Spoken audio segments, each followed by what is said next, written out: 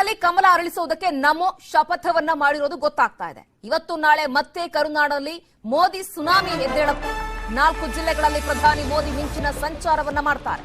ಈಗಾಗಲೇ 2 ದಿನಗಳ ಹಿಂದಷ್ಟೇ ರಾಜ್ಯಕ್ಕೆ ಆಗಮಿಸಿದ್ರು. 2 ದಿನಗಳ ಕಾಲ ಅಬ್ಬರದ ಪ್ರಚಾರ ನಡೆಸಿದ್ರು. ಇವತ್ತು ಮತ್ತೆ ಕರುನಾಡಿಗೆ ಆಗಮಿಸುತ್ತಿದ್ದಾರೆ ನರೇಂದ್ರ ಮೋದಿ ಅವರು.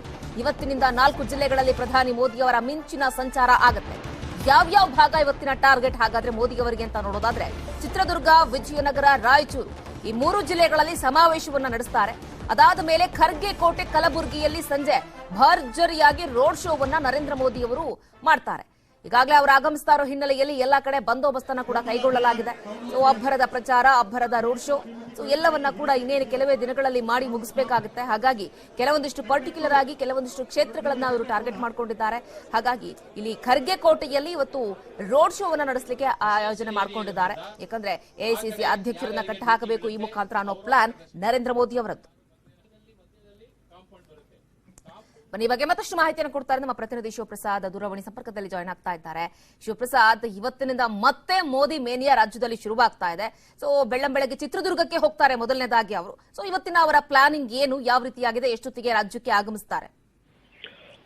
ಶ್ರುತಿ, ಏನೊಂದು ನರೇಂದ್ರ ಮೋದಿ ಅವರು ಮತ್ತೆ ಈ ಬಾರಿಯ ಒಂದು ಚುನಾವಣೆ ಹಿನ್ನೆಲೆಯಲ್ಲಿ ಪ್ರಚಾರದ ಅಖಾಡಕ್ಕೆ ಧುಮುಕಿದ್ದಾರೆ. ಮೊನ್ನೆ ಅಷ್ಟೇ ಬಂದು ಬೆಂಗಳೂರಿನ ರೋಡ್ ಶೋ ಸೇರಿದಂತೆ ಸಾಕಷ್ಟು ಕಡೆಗಳಲ್ಲಿ ಪ್ರಚಾರದಲ್ಲಿ ಭಾಗಿಯಾಗಿ ಹೋದು ಮತ್ತೆ ಇವತ್ತು ನರೇಂದ್ರ ಮೋದಿ ಅವರು ಆಗಮಿಸ್ತಾರೆ. ಬೆಳಗ್ಗೆ ಸುಮಾರು ಒಂದು 11 ಗಂಟೆಗೆ ಚಿತ್ರದುರ್ಗ ಏನಿದೆ, ಚಿತ್ರದುರ್ಗದಲ್ಲಿ ಒಂದು ಸಮಾವೇಶ ಕಾರ್ಯಕ್ರಮ ಇದೆ.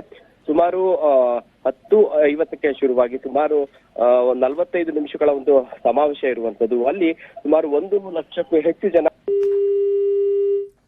ಓಕೆ, ಸಂಪರ್ಕ ಕಡಿತಗೊಂಡಿದೆ. ಮತ್ತೆ ಸಂಪರ್ಕಿಸುವಂತ ಕೆಲಸವನ್ನು ಮಾಡೋಣ. ಇವತ್ತು ನಾಳೆ ಕರುನಾಡಿನಲ್ಲಿ ಮತ್ತೆ ಮೋದಿಯ ಮೇನಿಯಾ ಶುರುವಾಗುತ್ತೆ.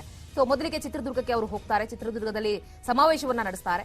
ಈ ಚಿತ್ರದುರ್ಗ ಆದಮೇಲೆ ನೆಕ್ಸ್ಟ್ ವಿಜಯನಗರದಲ್ಲಿ ಮೋದಿ ಅವರ ಮತಬೇಟೆ ಶುರುವಾಗುತ್ತೆ. ಸುಮಾರು 3 ಲಕ್ಷಕ್ಕೂ ಹೆಚ್ಚು ಕಾರ್ಯಕರ್ತರು ಈ ಸಮಾವೇಶದಲ್ಲಿ ಭಾಗವಹಿಸುವಂತಹ ನಿರೀಕ್ಷೆಗಳು ಕೂಡ ಕಂಡು ಬರ್ತಾ ಇದೆ. ಇನ್ನು ಪ್ರಮುಖವಾಗಿ ಮಧ್ಯಾಹ್ನ ಹೊಸಪೇಟೆಯಲ್ಲಿ 12 ಗಂಟೆಗೆ ಮೋದಿಯವರ ಸಮಾವೇಶ ನಡೆಯುತ್ತೆ.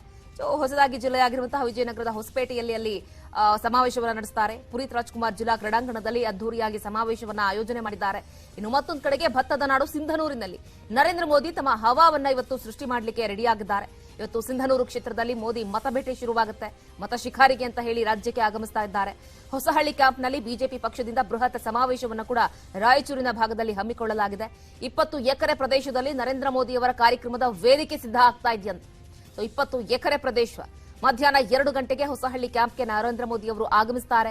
ಅದೆಲ್ಲ ಆದಮೇಲೆ ಸಂಜೆ 5 ಗಂಟೆಗೆ ಇಲ್ಲಿ ಎಐಸಿಸಿ ಅಧ್ಯಕ್ಷರಾಗಿರುವಂತಹ ಮಲ್ಲಿಕಾರ್ಜುನ್ ಖರ್ಗೆ ಅವರ ತವರು ನೆಲದಲ್ಲಿ ಗಂಜು ಪ್ರದೇಶದ ಕೆಎಂಎಫ್ನಿಂದ ರೋಡ್ ಶೋವನ್ನ ಕೂಡ ನಡೆಸುತ್ತಾರೆ.